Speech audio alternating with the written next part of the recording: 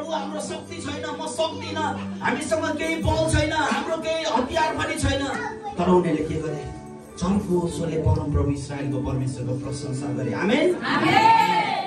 22 पदमा म पढ्छु, 22 पद अन्तिम पद। त्यहाँ के भनेको छ? तिनीहरूले प्रशंसाको चर्को आवाज सुनिने बित्तिकै परम प्रभुले यहूदासँग युद्ध गर्न आएका त्यो सबै जातिहरूलाई माथि तिनीहरूलाई विजय दिनुभयो। आमेन। तिनीहरूले त्यो हतियार उठाए भन्नु त? उनीहरूसँग हतियार थियो?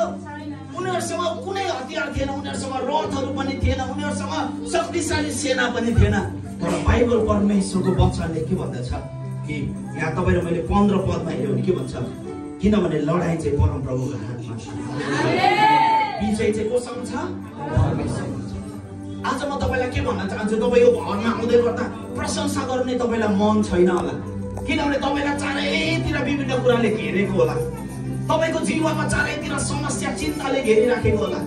तपाई यो जाति, यो परमेश्वरको छोराछोरीलाई जस्तै यता हेर्यो पनि अर्को जातिले घेर्दैछ, यताबाट पनि आक्रमण गर्दैछ, यताबाट पनि आक्रमण गर्दैछ, त्यसरी नै हेरिराखेको होला। तर उनीहरूले के भने? मेरो नजर चाहिँ त्यो समस्यातिर होइन, तर परमेश्वरतिर लगाउँछु। आमेन।